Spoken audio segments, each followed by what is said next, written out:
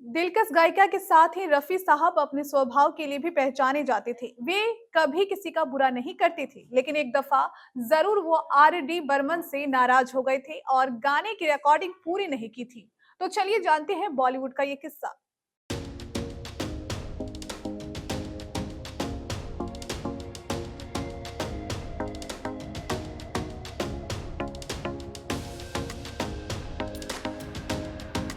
पुरानी फिल्मों के गीत संगीत की बात हो और मोहम्मद रफी का नाम न आए, ऐसा तो हो ही नहीं सकता।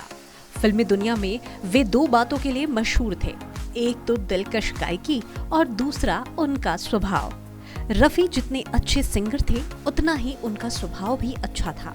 एक बार कोई उनसे मिल लेता था तो हमेशा उन्हें याद करता था। रफी साहब के स्वभाव के कई किस्से बॉलीवुड में मशहूर हैं, लेकिन एक दफा उन्हें आर डी बर्मन पर गुस्सा आ गया था। वे इतने नाराज हो गए थे कि रिकॉर्डिंग को बीच में ही छोड़कर वे चले गए।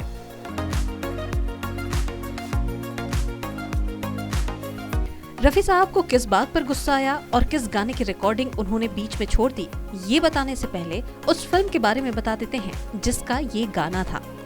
3 अप्रैल 1981 को फिल्म कुदरत रिलीज हुई थी, जिसे चेतन आनंद ने निर्देशित किया था।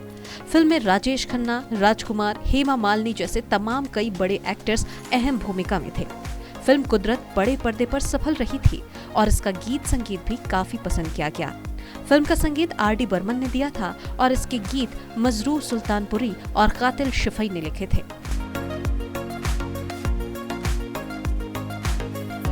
फिल्म का एक गाना हमें तुमसे प्यार कितना किशोर दा ने गाया था और बेहद हिट रहा था। लेकिन हम जिस गीत की बात यहाँ पर कर रहे हैं वो फिल्म का बैकग्राउंड गीत था। ये गीत जब पंचम दा के सामने आया तो उन्होंने सोचा कि क्यों ना इसे किसी एक गायक से गवाया जाए। बर्मन दा फिल्म के डायरेक्टर चेतन आनंद के पास गए और कहा कि बैकग्राउंड गीत के लिए किसी नए गायक को मौका देना चाहिए। लेकिन चेतन आनंद का कहना था कि मोहम्मद रफी साहब ही ये गाना गाएं तो बेहतर है। पंचम दा ने एक नए गायक चंद्रशेखर गडगील की आवाज सुनी थी। ऐसे में उन्होंने चेतन आनंद से कहा कि एक बार आप गडगील की आवाज सुन लीजिए, अगर पसंद न आए तो रफी साहब से बात कर लेंगे। लेकिन जब चेतन आनंद ने रिकॉर्ड गीत सुना तो कहा कि शायद रफी साहब ही इस गाने के साथ ज्यादा न्याय करते। इस पर चेतन आनंद की बात मानते हुए बर्मन दा ने रफी साहब को गीत की रिकॉर्डिंग के लिए बुलाया। रफी साहब रिकॉर्डिंग के लिए आए और गाने के 3 अंतरे रिकॉर्ड कर दिए। इसके बाद एक टी ब्रेक हुआ।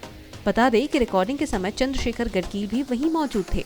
चाय की चुस्कियों के बीच रिकॉर्डिंग रूम से उसी गाने की आवाज आई जो रफी साहब रिकॉर्ड कर रहे थे। उन्होंने टेक्नीशियन से इसके बारे में पूछा तो पता चला कि ये गाना पहले किसी और की आवाज में रिकॉर्ड हुआ था। बस फिर क्या था, रफी साहब ने आर डी बर्मन को बुलाया और पूछा कि पंचम, ये गाना पहले रिकॉर्ड हो चुका है। इस पर आर डी बर्मन ने पूरा मामला रफी साहब को बताया और गाने की रिकॉर्डिंग पूरी करने की रिक्वेस्ट की। रफी साहब गडगील की आवाज में रिकॉर्ड गाना सुन चुके थे। उन्होंने बर्मन दा से कहा कि क्यों मेरे हाथों पाप करवा रहे हो, एक प्रतिभाशाली गायक का करियर क्यों खराब कर रहे हो। अपनी बात कहकर रफी साहब वहां से चले गए। बर्मन दा ने समझाने की काफी कोशिश की, लेकिन रफी साहब किसी गायक की मेहनत खराब नहीं करना चाहते थे। और बस इसके बाद फिल्म में चंद्रशेखर गडगील की आवाज में गाना बजा। तो कैसा लगा आपको ये किस्सा, ये हमें कमेंट सेक्शन में जरूर बताएं। और बॉलीवुड गलियारों से जुड़ी ऐसे ही अनजानी अनदेखी कहानियों को सुनने के लिए आप देखते रहिए केबीसी न्यूज।